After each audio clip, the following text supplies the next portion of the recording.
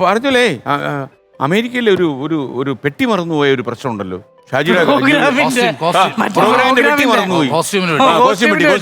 ഇവിടുന്ന് ടോട്ടലി കോസ്റ്റ്യൂമാ പോയേക്കണത്. എവിടുന്ന് എവിടെയൊക്കെ പോയപ്പോഴായിരുന്നു അമേരിക്ക ചെന്നിറങ്ങി കഴിഞ്ഞപ്പോഴത്തേക്ക് അവിടെ അടുത്ത സ്ഥലത്തേക്ക് നമ്മൾ ട്രാവൽ ചെയ്ത് പോയി.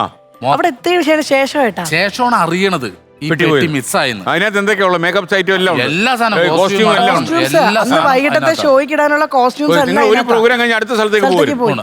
എല്ലാം അതിലിരിക്കണത്. അതുണ്ടെങ്കിൽ എല്ലാവർക്കും സ്റ്റേജിൽ കയറാൻ പറ്റുള്ളൂ. എല്ലാം അതിനകത്തുള്ളൂ. ആ പെട്ടി മറന്നുപോയി. അപ്പൊ ഇങ്ങനെ പേടിച്ച് എല്ലാരും പേടിച്ചിരിക്കുക സംഭവം. അപ്പൊ സ്പോൺസറിനോട് ഇത് പറയണമല്ല. സ്പോൺസർ വന്നു കഴിയുമ്പോ എന്ത് ചെയ്യുന്ന അറിയാൻ പറ്റും. ടെൻഷൻ അടിച്ചിട്ട് വിളിക്കാൻ സാധ്യതയുണ്ട്. പിന്നെ ഷോ നടക്കണ്ടല്ലോ. ഷോ ക്യാൻസൽ ആയി പോവില്ലേ? അങ്ങനെ ഞങ്ങൾ എല്ലാരും ടെൻഷൻ അടിച്ചിരിക്കുമ്പോഴത്തേക്ക് സ്പോൺസർ വരികയാണ്. സ്പോൺസർ വന്നു കഴിഞ്ഞപ്പോ എല്ലാരും കൂടി പ്ലാൻ ചെയ്തിട്ട് ഒരാൾ സെറ്റായിട്ട് ചെയ്തിട്ട് പറഞ്ഞു, സാറേ ചെറിയൊരു പ്രശ്നമുണ്ട്, കോസ്റ്റ്യൂമിന്റെ പെട്ടി എടുത്തില്ല. അയ്യോ ഒന്നും പറഞ്ഞു. എന്ത് സാറേ പറയേ, അതിന്റെ അകത്ത് എന്റെ 2 കുപ്പി ഇരിപ്പുണ്ടായിരുന്നു. പുള്ളിയുടെ കുപ്പി പോയാലാ പരിപാടി പ്രശ്നമല്ല. പരിപാടിയാ പുള്ളി അത് ആലോചിക്കുന്നില്ല. പിന്നെ ഇത് അവിടെ അത് കഴിഞ്ഞിട്ട് ഞങ്ങൾ ഇതുപോലെ നമ്മൾ ഒരു എയർപോർട്ടിൽ ചെന്ന് ഇറങ്ങി. ഒരു സ്ഥലത്ത് ഇറങ്ങി കഴിഞ്ഞപ്പോൾ അവിടെ നമ്മൾ വന്നൊരു വണ്ടിയിൽ കൊണ്ടുപോയി നേരെ സ്കൂൾ ബസ്സാണ് വന്നത്.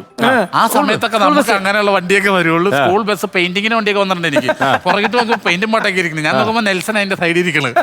അപ്പൊ നേരെ സ്കൂൾ ബസ് കൊണ്ട് ഇറക്കിയിട്ട് ഒരു മരത്തിന്റെ ഓട്ടി ഇറക്കിയിട്ട് അടുത്ത വണ്ടി വരൂട്ടാ ഇങ്ങനെ പറഞ്ഞിരിക്കുക. അപ്പൊ പ്രാന്ത് പിടിച്ച് നിൽക്കേ ഈ വന്നവരും പോകണം. ഞാൻ പറഞ്ഞു ഇപ്പോൾ ഒരു വണ്ടി വരും, ഞങ്ങൾ ഹോട്ടലിൽ പോകണം, അവിടെ റൂം റെഡി ആയിക്കൊണ്ടിരിക്കുന്നത്. അങ്ങനെ നമ്മുടെ ആവശ്യമില്ലാത്ത വർത്തമാനം പറയുന്നത് നിങ്ങൾ എല്ലാം പക്കാക്കിയിട്ട് വേണം ഞങ്ങൾ വിളിച്ചു വരുത്താനായിട്ട്.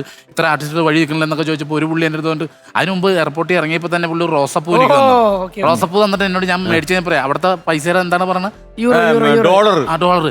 ഇതിന് $50 ആട്ടോന്ന് തന്നിട്ട് ആ പുള്ളി ഇവിടെ വന്നിട്ട് ഞങ്ങൾ ഈ പറഞ്ഞതിൻ്റെ ഇടയിൽ എന്നെ തോണ്ടു കിടക്ക് തോണ്ടുമ്പോൾ ഞാൻ ചേട്ടാ ഒന്ന് മിണ്ടാരിയേട്ടാ എന്ന് പറയട്ടെ ഏട്ടാ ഇത് പറഞ്ഞിട്ട് ലാസ്റ്റ് പുള്ളിക്കാരൻ എന്നെ തോണ്ടി ഞാൻ എന്താ ഇപ്പൊ പോയ ഡോൾഫിൻ മറീണ കാണാന്ന്. ഹോട്ടലിൽ റൂം പോലും കിട്ടിയിട്ടില്ല, പെരുവഴി നിൽക്കേ. ഞാൻ ചോദിച്ചു തനിക്ക് തന്നെ വീട്ടിൽ നിന്ന് ഇവിടെ കൊണ്ടുവന്ന് കളഞ്ഞതാണോ, തനിക്ക് ഭ്രാന്താണോ എന്ന് ചോദിച്ചു. ചില സ്ഥലത്ത് ചെല്ലുമ്പോൾ ഇതേപോലെ കുറെ ആൾക്കാരുണ്ടാവും.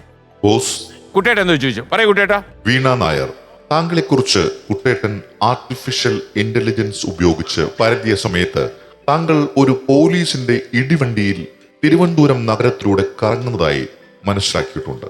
അങ്ങനെ ഒരു സംഭവം ഉണ്ടായിട്ടുണ്ട്. ഇടിവണ്ടി കയറിയിട്ടുണ്ടോ? ചേട്ടനും അറിയത്തില്ലാത്ത കഥ. പോലീസ് പിടിച്ചോ? അതായത് ഞാൻ മ്യൂസിക് കോളേജില് ചെയർപേഴ്സൺ ആയിരുന്നു. മ്യൂസിക് കോളേജിലെ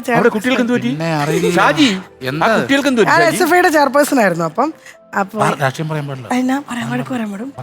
അങ്ങനെ ഉണ്ടോ? സോറി അവിടെ SFI മാത്രമേ ഉള്ളൂ. ABP അത്ര വലിയ അതിനകത്ത് രണ്ടോ കുറച്ച് പിള്ളേർ മാത്രമേ ഉള്ളൂ. കുറച്ച് പിള്ളേരല്ലേ കോളേജിൽ. അപ്പൊ പിന്നെ ഞാൻ തന്നെ എന്താ പറയുക എതിരുകളില്ലാതെ ഞാൻ ചെയർപേഴ്സൺ അത് തന്നെ. ആ സമയത്ത് ഞങ്ങൾ ഫൈനൽ എക്സാമിന് വേണ്ടി പിള്ളേർ ചെല്ലുന്ന സമയത്ത് തേർഡ് ഇയറിലെ എക്സാമിന് ചെല്ലുമ്പോൾ 55 കുട്ടികളിൽ 13 പേർക്ക് മാത്രമേ എക്സാം എഴുതാൻ പറ്റുള്ളൂ. ബാക്കിയുള്ള പിള്ളേർക്ക് എക്സാം എഴുതാൻ പറ്റില്ല എന്ന് പറഞ്ഞ് യൂണിവേഴ്സിറ്റിയുടെ ഒരു ഓർഡർ വന്നേക്കും. ആ ഓർഡർ ഞങ്ങൾ അവിടെ ചെല്ലുമ്പോഴാണ് അറിയുന്നത്. അപ്പോൾ ഈ 13 കുട്ടികളിൽ എനിക്കും എക്സാം എഴുതാൻ പറ്റുന്നതായിരുന്നു. പക്ഷെ ബാക്കി പിള്ളേരെല്ലാവരും എക്സാം എഴുതാൻ നിൽക്കുമ്പം നമ്മൾ കയറി എക്സാം എഴുതി കഴിഞ്ഞ് കഴിഞ്ഞാൽ നമ്മൾ ചെയർപേഴ്സണായിട്ട് നിൽക്കുന്ന അന്ന് ആ സമയത്ത് എല്ലാത്തിനും നമ്മളോടാണ് വന്ന് പിള്ളേർ സംസാരിക്കുന്നത്. അപ്പോൾ ഇവർ വന്നിട്ട് പറഞ്ഞപ്പോൾ ഞാൻ പറഞ്ഞു എന്തോടാ ചെയ്യുന്നത്. അപ്പോൾ അന്ന് വിഷ്ണു വിജയ് ഉണ്ട്, നമ്മുടെ ഇപ്പോഴത്തെ ഡയറക്ടർ ഗപ്പിയുടെ മ്യൂസിക് ഡയറക്ടർ വിഷ്ണു ഒക്കെ ഉണ്ട്. അപ്പോൾ എന്താ ചെയ്യുന്നതെന്ന് ചോദിച്ചപ്പോൾ ഞാൻ സ്ട്രൈക്ക് വിളിക്കാറില്ല, അപ്പോൾ എന്ത് ചെയ്യാനാ. അപ്പോൾ ബാക്കിയുള്ള കുട്ടികൾ എക്സാമിന് ഹാളിൽ കയറി. അപ്പോൾ എന്ത് ചെയ്യും, അവർ കയറിക്കൊണ്ട് എക്സാം നടക്കും. അപ്പോൾ നമ്മൾ എക്സാം ഹോൾ പൂട്ടാൻ പറഞ്ഞു. അങ്ങനെ വെളിയിൽ നിന്ന് താക്കോലും താഴെയൊക്കെ വന്ന എക്സാം ഹോള് ഈ പിള്ളേരെ അവരിറങ്ങി പോകുന്നില്ല. അപ്പം പിന്നെ എന്നിട്ട് ബാക്കി പിള്ളേർ ആണുങ്ങളെല്ലാം ഫുള്ള് അതിന്റെ ഫ്രണ്ടിൽ കിടന്ന് ഭയങ്കര സമരവും മുദ്രാവാക്യമൊക്കെ. ഞാൻ അവിടെ തന്നെ. അപ്പോൾ ഒരു 5 മിനിറ്റ് കഴിഞ്ഞപ്പോഴത്തേക്കിനും ഒരു ഇടിവണ്ടി പോലീസ് വന്ന് ഭയങ്കര സീനായി.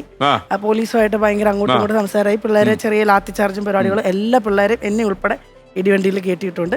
എക്സാം കഴിയുന്നത് വരെ 2.5 മണിക്കൂർ തിരുവനന്തപുരം സിറ്റിക്കകത്തൂടെ ഫുള്ളിട്ട് വണ്ടി ഇറക്കി അരിസ്റ്റോ പോലീസ് സ്റ്റേഷനിൽ കൊണ്ടുവന്നു. അപ്പോഴത്തേക്കിനും ബേബി സാറും എല്ലാവരും അവിടെ എത്തി. സാറിൻ്റെ വണ്ടിയിൽ കയറ്റി നമ്മൾ പോയി എല്ലാം സംസാരിച്ച് എല്ലാത്തിനും തീരുമാനമാക്കി. അന്നത്തെ SI അദ്ദേഹത്തിൻ്റെ പേരെനിക്ക് അദ്ദേഹത്തെ കൈ ചൂണ്ടി നിൽക്കുന്ന ഫോട്ടോ ആയിരുന്നു പിറ്റേന്ന് കേരള കൗമുദിയുടെയും കൈ ഇങ്ങനെ ദേശാഭിമാനിയുടെ ഒക്കെ ഫ്രണ്ട് പേജ് അതിപ്പോഴും എന്റെ അങ്ങനെ അദ്ദേഹത്തെ കണ്ടിട്ട് ഞാൻ അതിന് ശേഷം എയർപോർട്ടിൽ വെച്ചിട്ട് ഒരു ദിവസം അദ്ദേഹത്തെ കണ്ടത് അദ്ദേഹം ഇങ്ങോട്ട് വന്നിട്ട് സംസാരിച്ചു. ഓർമ്മയുണ്ടോ എന്നെയും ചോദിച്ചു. ഓർമ്മയുണ്ടോ? ഞാൻ പറഞ്ഞു പണ്ട് മ്യൂസിക് കോളേജിൽ വന്ന് കൈ ചൂണ്ടി സംസാരിച്ച് ഞാനുമായിട്ടൊരു സംസാര വിഷയം ഉണ്ടായിരുന്നു അന്ന്. അതിന്റെ പേര് സാർ ഓർമ്മയുണ്ടെന്ന്. അതുവരെ സാധാ ഒരു വണ്ടിയായിരുന്നു അത്. വീണ കയറിയ ശേഷം അത് ഇടിവണ്ടിയായിരുന്നു. അതാണ് അല്ലേ. പിന്നെ അവര് സോൾവ് ചെയ്ത് തന്നു. നമുക്ക് സെപ്റ്റംബറിലേക്ക് പിന്നെ ഡേറ്റ് ഒക്കെ എടുത്ത് തന്ന് ബാക്കി പിള്ളേരൊക്കെ എക്സാം ഷാജിയുടെ ജീവിതത്തില് ഒരു സംഭവം ഉണ്ടായിട്ടുള്ളൂ. ഇടിവണ്ടിയാണ് ഇതെങ്കിൽ നാടക വണ്ടിക്കകത്ത് ബലിയിടാൻ പോയി. പിന്നെ മരണം നടന്നു കഴിഞ്ഞപ്പോഴത്തേക്ക് ഞങ്ങൾ ഇങ്ങനെ അത് എവിടുന്ന് വരുമായിരുന്നു? അത് ഞങ്ങള് വീട്ടിലായിരുന്നു. അമ്മൂമ്മ മരിച്ചു. അപ്പൊ അവിടെ നിന്ന് നമ്മൾ പോയപ്പോഴത്തേക്ക് ഇങ്ങനെ നേരെ പാഴൂര് വരെ പോകണം ബലി തർപ്പണം ചെയ്യാനായിട്ട്. നമ്മളല്ലേ ഒരു പഠിക്കലൊക്കെ ഉള്ളത്. പാഴൂർ മന. അപ്പൊ അവിടെ പുഴയിലാണ് നമ്മൾ അസ്ഥിയെ കൊണ്ടേ കളയണം. അങ്ങനെ വന്ന് എല്ലാവരും കൂടി 2-3 കാറിൽ പോയി. പിന്നെ കുറെ പേരുണ്ട്. അപ്പൊ ഒരു നാടക വണ്ടി ഉണ്ടായിരുന്നു. നാടക വണ്ടിയെ വന്നു ഓടാൻ പോവാൻ. എല്ലാവരും കൂടി കയറി കുറച്ച് എത്തിയപ്പോഴത്തേക്ക് വണ്ടി ബ്രേക്ക് ഡൗൺ ആയി.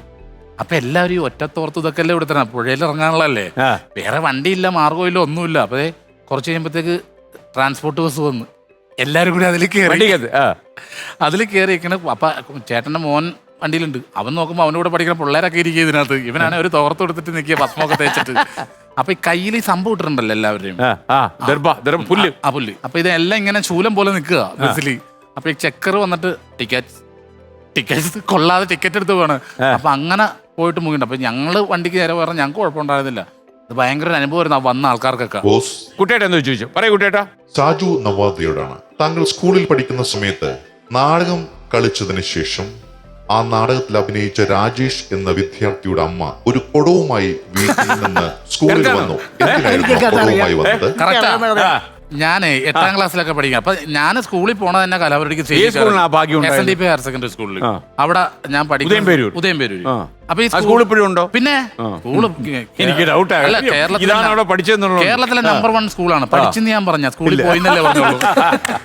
പഠിച്ചായിരുന്നു ഞാൻ അല്ലെങ്കിൽ കാര്യം മാത്രമല്ല ഈ നടയിൽ നിന്ന് സ്കൂളിൽ ഒരു നോട്ടം നോക്കിയാ പോരെ. അല്ല, ഞങ്ങളുടെ സ്കൂളിൽ ഫസ്റ്റ് ഞാനായിരുന്നിട്ടാ. അങ്ങോട്ട് എത്തണം, റോഡ് ക്രോസ് ചെയ്ത അത്ര ഉള്ളു വീടും ബാധിക്കല. വിളിച്ചാ വിളി കേൾക്കും. അത്ര അടുത്താണ് ഇപ്പുറത്തെ സ്കൂള്. എന്തെങ്കിലും കുരുത്തക്കേട് കാണിച്ച സാറ് റോഡിന്റെ ഇപ്പുറത്ത് വന്നിട്ട് അച്ഛനെ വിളിച്ച് അച്ഛൻ വരും. അച്ഛോ. അപ്പൊ അവിടെ നാടകം 8ാം ക്ലാസ്സിലായിട്ട് പഠിക്കുമ്പോൾ ഞങ്ങൾ നാടകം കളിക്കുന്നു. അങ്ങനെ നാടകം പഠിച്ചുകൊണ്ടിരിക്കുന്ന സമയത്ത് പഠിപ്പിക്കാൻ തന്നെ സാറന്മാർക്ക് ഒരു പരിപാടി ഉണ്ട്. അവർക്ക് വൈകുന്നേരം ആകുമ്പോൾ ചാരം കുടിക്കാൻ കാശ് കൊടുക്കണം. ഇത് ഞങ്ങള് പൈസ ഒന്നും ഇല്ലാത്ത പിള്ളേരല്ലേ. അപ്പൊ ഞാൻ പറയാം നാടൻ പഠിപ്പിക്കൂലെന്ന് പറഞ്ഞത് മേടിച്ചു കൊടുത്തില്ലെങ്കിൽ എന്ന് പറഞ്ഞു. അപ്പൊ കൂടെ ഒരുത്തമ്മ പൈസ ഞാൻ കൊണ്ടുവരാ, എത്ര രൂപയാവും പറഞ്ഞു. ഞാൻ പറഞ്ഞു എനിക്കറിയില്ല, അതിന്റെ ചാരത്തിന്റെ വില അറിയില്ല, അത് മേടിച്ചു കൊടുത്താലേ വരുള്ളൂ എന്ന് പറഞ്ഞു. ഞാൻ കൊണ്ടുവരാ പൈസ എന്ന് പറഞ്ഞു. അങ്ങനെ പൈസയും കൊണ്ടുവന്ന് പിറ്റേ ദിവസം ചാരയൊക്കെ കൊടുത്ത് എല്ലാം നാടകമൊക്കെ പഠിച്ച് ഞങ്ങൾക്ക് ഫസ്റ്റ് കിട്ടി. നാടകത്തിന് ഫസ്റ്റ് കിട്ടിക്കഴിഞ്ഞിട്ട് ഒരു ദിവസം ഓഫീസ് റൂമിലേക്ക് നാടകം കളിച്ച് 7 പേരും വരാൻ പറഞ്ഞു. ഞങ്ങളോർത്ത് സർട്ടിഫിക്കറ്റ് തരാനെന്ന് പറഞ്ഞു. ചെന്നപ്പോ ഈ പൈസ കൊണ്ടുവന്നവന്റെ അമ്മ ഒരു കുടവും കടിച്ചു വെച്ച് ശകുന്തള നിൽക്കണ പോലെ ഓഫീസ് റൂമിന്റെ അവിടെ നിൽക്കേ. ഇതിന്റെ ഇപ്പുറത്തെ കുടം ചളക്കി വിറ്റിട്ടാണ് അവനെ കാശ് കൊണ്ടുവന്നത് ചാരായം മേടിക്കാനായിട്ട്.